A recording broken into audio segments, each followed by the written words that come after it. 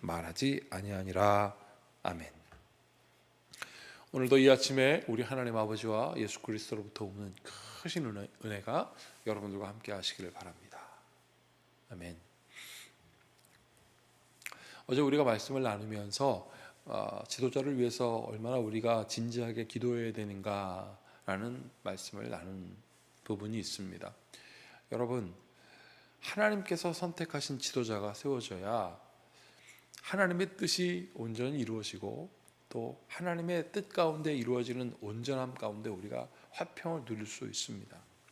저는 지금 우리의 지도자가 누구며 그가 하나님이 선택했는지 안 선택했는지 이것을 여러분들에게 말씀드리려고 하는 것이 아닙니다. 우리가 얼마나 이 부분에 대해서 진지한가. 여러분, 우리는 지도자 하면 나라의 민족의 대통령만 생각해요. 여러분, 그분만 지도자가 아니라 수많은 지도자들이 있어요. 그래서 훌륭한 지도자들이 세워지면 우리의 일상부터 시작해서 작은 범위에 온전함을 회복할 수 있게 되는 것입니다. 여러분, 선진국이라고 하는 기준을 세울 때 여러 가지 지수를 얘기를 합니다. 경제지수, 군사력, 등등등. 근데 이 경제도 있고 군사력도 있고 여러 가지 있겠지만 그 중에 가장 중요한 것을 뽑았습니다. 그것은 바로 부패지수예요. 부패지수. 나라가 아무리 잘 살면 뭐합니까? 부패하면 그거 다 없어지는 거거든요. 우리가 이것을 정확하게 알아야 됩니다. 부패한 사람들이 어떻게 나라를 다스릴 수 있겠냔 말이죠. 돈이 많으면 무엇합니까? 그 돈은 부패한 사람들에게 손에 쓰여지면 부패하게 되는 거예요.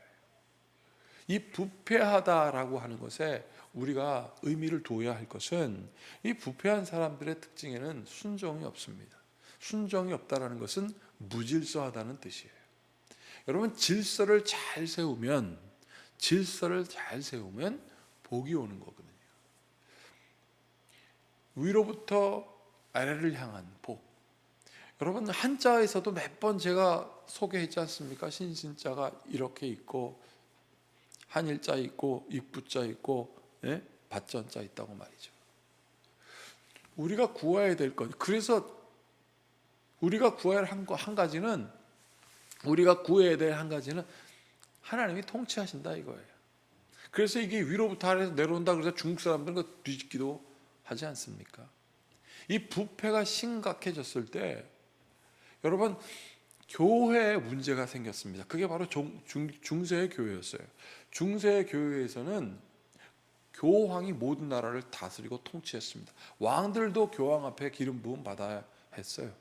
그러니 이 성직이라는 게 얼마나 높은 권위의 자리인지 몰랐습니다. 그러니까 그 성직을 사고 파는 일들이 일어났습니다. 부패했죠. 힘이 많으면 뭐합니까? 부패했죠.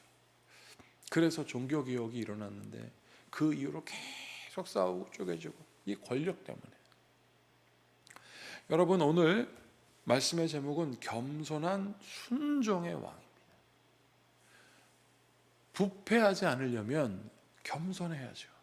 내가 누구인지를 알고 겸손한 사람들이 순종해야죠. 겸손과 순종이 있으면 거기에 어디 부패가 있겠습니까? 사울이 하나님 앞에 나와 사무엘을 통하여 기름 부음 받았다는 뜻은 사무엘의 권위가 사울에게 기름 부음을 통해서 있다는 것을 확실히 사울이 인정했다는 뜻이거든요. 그거 순종하겠다는 뜻입니다. 당신이 뭔데가 아니에요.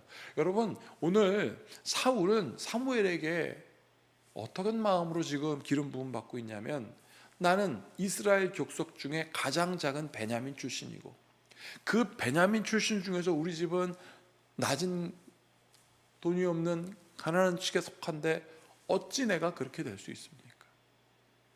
사람들은 말하길 사울이 준수하고 키 크고 멋지고, 여러분, 이거 중요하지 않다라는 거예요. 하나님은 지금 그때 사울은 굉장히 겸손했었습니다. 그리고 사무엘 앞에 무릎 꿇고 기름 부음 받아. 그래서 기름 부으는 것은 권위자가 권위를 이양할 때 기름을 붓습니다. 그 앞에 탁 무릎 꿇고. 그 장면이 오늘 1절에 나오죠. 이에 사무엘이 기름 병을 가져다가 사울의 머리에 붓고 입맞추며 이르되 여호와께서 내게 기름을 부으사 그의 기업의 지도자로 삼지 아니하셨느냐. 사랑하는 여러분, 겸손한 순종, 겸손한 마음으로 순종하는 사람을 하나님이 사용하십니다. 하나님 뜻 앞에 겸손하고, 이번 주일날도 함께 나눌 내용이기도 합니다. 이 겸손에 대해서 예수님은 뭐라고 말씀하셨는지. 그냥 막연하게 겸손이 이렇게 착하게 허리 숙이는 게 겸손이 아니에요. 여러분, 오늘 사무엘은 하나님의 기름 부음이 딱 있고 또 그 기름 부음에 따른 표징을 세 가지를 허락했습니다. 하나는 자기를 찾아온 사람들을 만나는 거예요. 아버지가 잃어버린 암나귀, 그것 때문에 자기가 여기까지 왔는데 그들이 이제 사울을 만나서 그런다는 거죠. 암나귀 때문에 여기까지 왔는데 이제 아버지, 너의 아버지가 암나귀가 걱정이 아니라 이제 너 때문에 걱정한다. 그런 사람 만나게 될 것이다. 자, 그 다음에 3절에 보면 더 나아가 다볼강 상수리에 이르면 거기서 하나님을 배우고 베델로 올라가는 세 사람을 만난다 그랬습니다. 근데 그 세 사람을 만나는데 그 세 사람이 사울에게 어떠한 일들을 하는지도 구체적으로 보여주고 그 사람들의 모습도 보여줍니다. 여기 뭐라고 되어 있습니까? 세 사람을 만나리니 3장 중반절입니다. 하나는 염소 새끼 셋을 이끌었고 한 사람은 떡 세 덩이를 가졌고 한 사람은 포도주 한 가죽 부대를 가진 자다. 분명히 그런 사람 만날 거다 그랬어요. 4절 그들이 내게 문안하고 떡 2덩이를 주겠고 너는 그의 손에서 받으리라. 이렇게 두 가지 표징이 있습니다. 그 다음에 마지막 세 번째, 그 후에 내가 하나님의 산에 이르리니 그곳에는 블레셋 사람들의 영문이 이르니라. 내가 그리로 가서 그 성읍으로 들어갈 때 선지자의 무리가 산당에서 비파와 소고와 저와 수금을 앞세우고 예언함에 내려오는 것을 만날 것이요 내게는 하나님의 영이 크게 임하리니 너도 그들과 함께 예언하고 변하여 새 사람이 되리라. 이렇게 되어 있어요. 이 세 가지가 사울에게 다 일어납니다. 여러분, 겸손하지 않으면 이게 들려지질 않아요. 겸손하지 않아요. 제가 간간히 외국에서 목사님들이 오면 통역할 기회가 있습니다. 그런데 영어가 유창하지 않잖아요. 그러니까 하나라도 놓칠까봐, 그 사람들이 무슨 얘기를 했는데 내가 틀릴까봐 그냥 귀를 얼마나 크게 세우고 듣는지 몰라요. 하나라도 틀릴까봐. 무슨 단상에서 통역하게 되면은 제가 그 사람한테 얘기합니다. 나 당신 내일 통역해야 되는데 미리 원고 주지 않으면 나는 못한다고 말이죠. 가만히 생각해봤습니다. 겸손한 거 아니에요? 나는 당신의 말을 아주 유창하게 통역할 수는 없지만 해보겠습니다. 그러니 나의 사정을 인정해 주시고 원고 주세요. 그 원고를 집에 가서 몇 번을 다시 번역합니다. 그리고 단상에 서도 불안해요. 그리고 그 다음에 그 사람이 얘기하면 들립니다. 그게 중간에 딴 얘기를 해도 들려요. 물론 어려울 때도 있지만. 사랑하는 여러분, 지금 사울은 귀가 커져가지고 사무엘 얘기를 듣고 있어요. 징조 만날 것이다. 그 사람들이 이런 얘기할 것이다. 내 아버지가 이제 암나귀 걱정이 아니라 네 걱정하고 있자. 사람들 만날 것인데 누구는 어떤 떡 세 덩이를 갖고 있고 누구는 여기 뭐라고 되어 있습니까?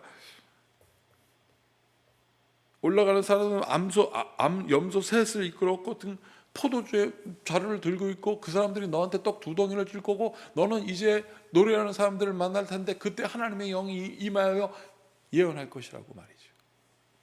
그 일들이 다 일어납니다. 자, 이거 보십시오. 9절입니다. 9절 그가 사무엘에게서 떠나려고 몸을 일으킬 때에 하나님이 새 마음을 주셨고 그날 그 징도도 다 응하니라.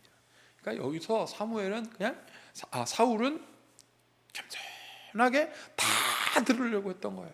그냥 기름 부음 받은 자로서 다 이 역사가 일어났죠. 그러면서 이런 소문이 나죠. 그 소문이 여기 이스라엘에 뭐라고 되어 있다고 했습니까? 속담이 됐다고 그랬습니다. 사울이 예언하기 시작합니다.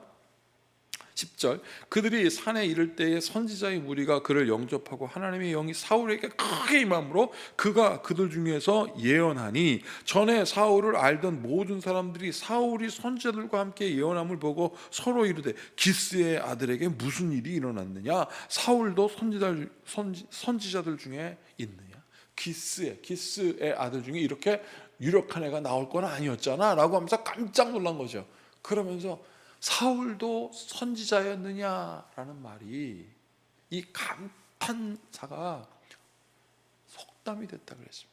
누군가가 갑자기 확 변화되면 야, 저 사울도 선지자였다고 했는데 저 지금 그런가 이런 이야기가 돌았다는 거죠. 사랑하는 여러분, 겸손한 순종의 사울이 왕이 되기까지 오늘 우린 모습을 보고 있습니다. 사랑하는 여러분, 하나님의 말씀이 들려지길 원합니다. 잘 알아서 들려지는 것이 아니라 하나님의 영이 크게 임해서 들려지는 여러분들 되길 바라고, 그리고 하나님의 영에 사로잡혀서 들려지려면 내 자아가 꼬꾸라져야 됩니다. 사랑으로 진심으로 그리스도 안에 있는 질서 가운데 회복되라고 아무리 말해도 내 자아가 꺾어지지 않으면, 순종하지 않으면, 겸손하지 않으면 회복할 수가 없어요. 하나님의 영에 사로잡힌 바 되어서 하나님의 말씀을 예언하는 그런 소문의 주인공이 바로 여러분들 되기를 축복합니다. 오늘 사울이 기름 부음 받았거든요. 이 기름 부음을 헬라어로는 그리스도라고 합니다. 우리가 알고 있는 크라이스트예요. 기름 부음 받은 사람들 크리스찬이에요. 그리스도 예수를 따르는 사람들, 예수쟁이라는 말이 크리스찬이에요. 그리고 이것을 우리는 그리스도인이라고 합니다. 기름 부음 받은 성도 여러분, 여러분들도 하나님의 영이 임해서 예언이 선포되고, 그래서 사울도 예언자였냐라고 했던 소문의 진상의 주인공이 여러분들이 되었으면 좋겠습니다. 겸손하게 하나님의 말씀이 들려지고 겸손하게 하나님의 말씀을 따라가는 주의 성도 되시기를 축복합니다. 함께 기도하시겠습니다. 참으로 고맙고 감사하신 주님, 오늘도 주님 앞에 귀를 크게 열고 말씀을 듣게 하시고, 오늘도 겸손히 주님을 따르게 하시고, 내 뜻대로 내가 판단하여 내가 스스로 괜찮다라고 말하기 전에 여호와 하나님의 말씀을 들으려고 그 뜻에 순종하는 주의 성도 되게 하시옵소서. 예수님의 이름으로 축복하고 기도하옵나이다. 아멘. 이제 우리 모두 주님께서 가르치신 기도를 드리겠습니다. 하늘에 계신 우리 아버지, 아버지의 이름을 거룩하게 하시며 아버지의 나라가 오게 하시며 아버지의 뜻이 하늘에서와 같이 땅에서도 이루어지게 하소서. 오늘 우리에게 일용할 양식을 주시고 우리가 우리에게 잘못한 사람을 용서하여 준 것 같이 우리 죄를 용서하여 주시고 우리를 시험에 빠지지 않게 하시고 악에서 구하소서. 나라와 권능과 영광이 영원히 아버지의 것입니다. 아멘. 이제 말씀을 기억하시면서 여러분 예수님의 이름으로 기도하겠습니다. 예수 그리스도의 이름으로 기도하십시오. 기름 부음 받은 자들에게 허락하신 하나님의 표징과 징조가 우리 가운데도 분명히 있을 것입니다. 함께 같이 기도하시겠습니다.